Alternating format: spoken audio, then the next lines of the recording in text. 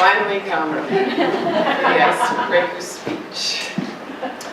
So, I was brainstorming ideas of what I would use to break the rhetorical block of ice that exists between you and I. I toyed with the idea of a joke, and then I thought, what if they don't laugh? And then you faint. That would definitely break the ice, but probably not in the way that I would want to. Interestingly enough, I'm slated to deliver the joke next week, so stay tuned, that just may become a reality. I then contemplated using one of my absolute favorite things in life, red wine, but then the question was raised in my mind of whether I could get a liquor license for tonight. And that just seemed a little bit too complicated for the Icebreaker speech, at least. So by now, some of you may have deduced that I like humor and I love alcohol. But I'm still not convinced that I have broken the ice, which leads me to my third and final choice, the samurai sword. Alright, so, a little background on this sword. I happened upon it about 20 years ago in my parents' house. As the youngest of 4 children, I absolutely idolized my one and only brother, Jason. He, of course, for the majority of my teenage years, pretended that I absolutely did not exist.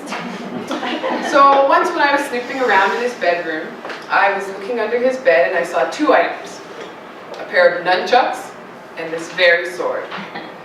One day in passing, I asked him, "So Jason, which are you? A ninja or a samurai?" He looked at me with a blank expression and proceeded to say, "If I tell you, then I will have to kill you." Needless to say, the conversation was over. Now, time went on and I eventually forgot about the sword until I was about 19 years of age. It was around that time that I first met my only living grandparent, my granny, as we called her, and she took up residence in my brother's room for over a year. As the months went on, I had many conversations about life with her, and we became quite close. My granny is a devout Christian, and she used to love when I would stop into her room to pray with her before bed. One night, when I was kneeling beside her, my knee hit something cold. It was the friggin' sword again. So I asked her, I said, "Granny, do you know that there's a samurai sword under your bed?" To which she replied, "No, but leave it there. You just never know when you may need one." Or, in patois, "Lefit naman, suppose someone come in. We could just reach down and grab it fast. When I left the room that night, visions of my samurai-wielding granny danced in my head. She eventually had to return to the sunny island of Jamaica. Obviously, the sword would have been an issue at customs, so it had to stay. And I eventually ended up moving into that room, and the sword remained underneath the bed. I'm not quite sure what happened to the nunchucks, though. Every night when I lay in the bed, knowing the sword was there gave me a kind of peace and comfort. Somehow, slowly, this samurai sword became symbolic to me of 2 people I really loved and all that they had taught me. When I eventually bought my home here in Burlington in 2012, you can believe that I packed this sword in my stuff and took it with me. Now, as we all know, life has a way of throwing curveballs at us, and it's generally when we least expect it. The curveballs that have come my way were in the form of 4 car accidents in the last 10 years. Some of them were my fault, some of them not. These accidents have left me with numerous injuries, significant enough that now pain is just a part of my daily existence. Maybe that's why I love humor, and that's definitely why I love wine. My most recent pain doctor pretty much sums it up when he said, "You look healthy, Kim, but the accidents have given you the skeleton of an 85-year-old.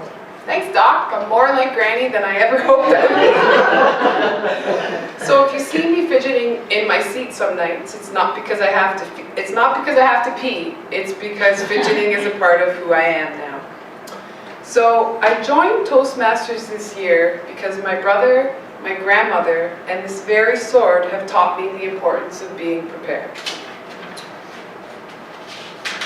By becoming actively involved here with all of you at Mansions, I look forward to not only building new friendships, but working on a fear that I've had for most of my life, which is public speaking.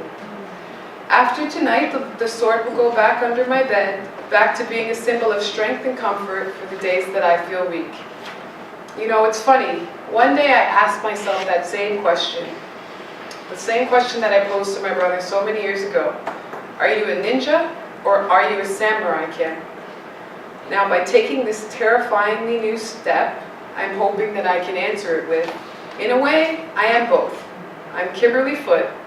I am a Toastmaster, and today, I'm a little less afraid and a little more prepared. Madam Chair, fellow Toastmasters and honored guests, thank you.